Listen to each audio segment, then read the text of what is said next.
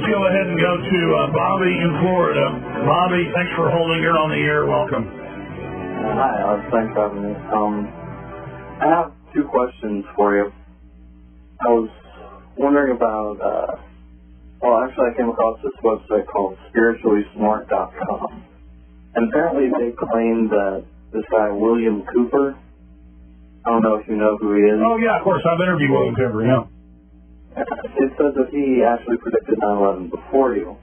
And also I wanted to know about this Project Mockingbird, which is a CIA operation. I was wondering if you were involved in that at all. Go ahead and say more. You've got the floor. Hmm? No, go ahead and say more, sir. Oh, I was acting all fake, and I was just wondering. Go ahead and bear your false witness on the air some more. Oh, no, I was just... I was just wondering if it was true. Thanks for the call. Okay, I'll do it again. I've just got to record this and just have it as a hotkey at the network or right here on my computer so I can play it. I made my first film about government-sponsored terror in 1997. I hope everybody would talk about government-sponsored terror. I went on air 2 months before 9/11, and I tried to get people to call Congress, call the White House, and tell them the government's probably going to stage a terror attack and blame it on their asset Osama bin Laden. It'll probably be a target like the World Trade Center. And I gave the White House phone number out, and I did all that. Now, I am not familiar with William Cooper predicting 9/11, but I know he talked about flying saucers and flying out of the ocean and aliens and stuff. I don't do that. But I'm not knocking Bill. I mean, maybe aliens are real. And I'm not in competition with William Cooper. I wasn't when he was alive. I'm not now. I'm not in competition with anybody, sir. I'm not familiar with him talking about 9/11 before it happened. I am familiar that he talked about government-sponsored terror. Anybody who's got half a brain in this movement would. A lot of people have talked about government-sponsored terror. Patriots have talked about it. It's important. It's a big deal. That's what the New World Order keeps doing. Then you call into the show and you go, do you know about Operation Mockingbird? Well, of course I know about Operation Mockingbird. I talk about it all the time. That got declassified in the 1977 church hearings. And in those hearings, it came out that the CIA back into the 50s, actually mid-40s, when it was OSS then, had gone in and had the editors of Time and Life and New York Times, Washington Post to control what could get through gatekeepers. And then, of course, we've covered ad nauseum, put it in my films, the fake news purchasing, the buying of reporters, the news packages, the product placement, the propaganda placement. So I talk about that constantly. I think your statement, your claim, and with some of the hundreds of sites out there saying it, that I am Operation Mockingbird.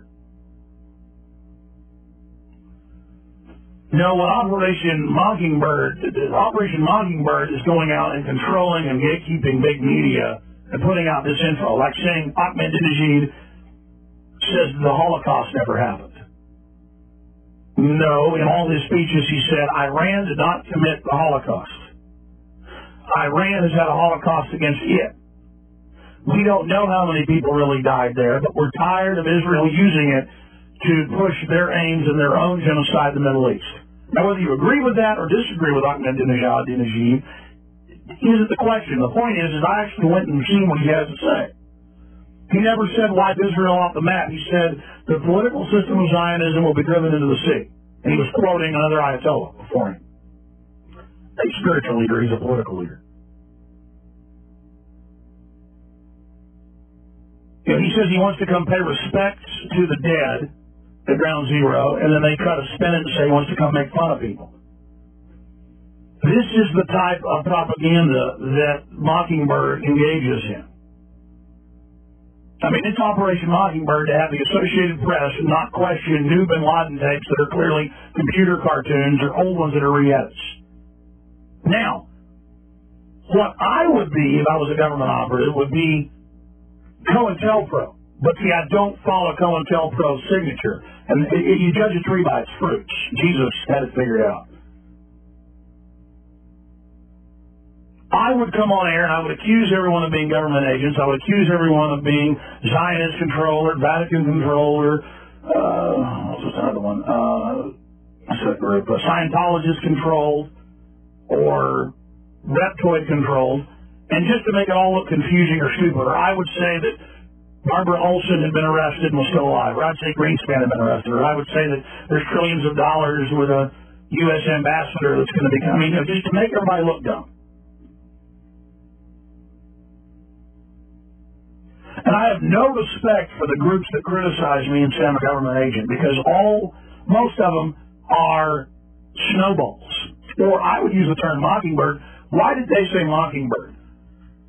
Because they would get mainline key people in the media to put out an official story, and then everybody else who was in control would just regurgitate it and then mock it. Mockingbird's the state bird of Texas. Here's a lawnmower, here's a dog barking. And if you got a dog that barks in your backyard, the mockingbirds live there, it's going to start imitating. There's not as many mockingbirds in Austin. There's quite a few, but in Dallas, where I grew up, they're like everywhere. I mean, I got sick of them, just everywhere, making lawnmower noises, barking, meowing, making door slamming noises. You'd walk outside and you couldn't enjoy the crickets or the other birds because it was just mockingbirds infesting everything, fighting with blue jays. All right, I'm kind of a novice bird watcher back when I used to have time. They're interesting. I like them. I'm already digressing. The point is, not an ornithologist or anything, though. I've read a few books on it. I'm a weirdo. But this is meant, not by those who call in. They mean well. They're big truth tellers, big challengers. But it's meant by the establishment to get us spending all of our time talking about the movement, talking about who's good, who's bad, instead of spending time exposing the Federal Reserve, or that they're about to pass blanket amnesty in the DREAM Act, or that they're about to attack Iran, or that the dollar's plunging. About half the truth-telling and patriot sites, and most of them aren't government, they get drawn into the fights and defending themselves. And that's why I decided to kind of address some of this from time to time here on the show, because I think it's healthy, because I have the biggest audience out there in this, quote, movement, the alternative media movement, to get people to think about this, understand how it works, so you're aware of it, so you can start ignoring it and moving forward. But most of the people who are out there attacking me, they're not government agents. There are government agents who started these ideas and pushed these ideas, because I can tell by their attack profile and signature what they are. But most of the others pushing it aren't. And I'll say it again on the record. A, there's no evidence that I'm a Scientologist. B, I'm not a Scientologist. C, it's crazy. And the people that say it don't have evidence. And the people that say that we are owned by ABC or an affiliate of it is a complete lie. I mean, I have a Toshiba computer in front of me. I am not owned by Toshiba Corporation. I have a AKG microphone I'm using. I'm not owned by AKG. I have a mid-grade prosumer Mackie board right here. I'm not owned by Mackie. I've got Ray-Bans. I'm not owned by the Italians. I got a pair of Ray-Bans right here in my hand. Who made this phone? Radio Shack. I got a Radio Shack phone right here. I don't know my Radio Shack. If you want to be on real radio, you have to have... Actually, this is killing the show. I can't do this much longer. There's too much going on. But I'll try to explain this again. For those that attack me and say this, I mean, if they're not agents, they should go research and find out they're wrong and admit it. I'm not owned by ABC. I've never worked for ABC. I've never been paid by ABC. I'm not involved with ABC.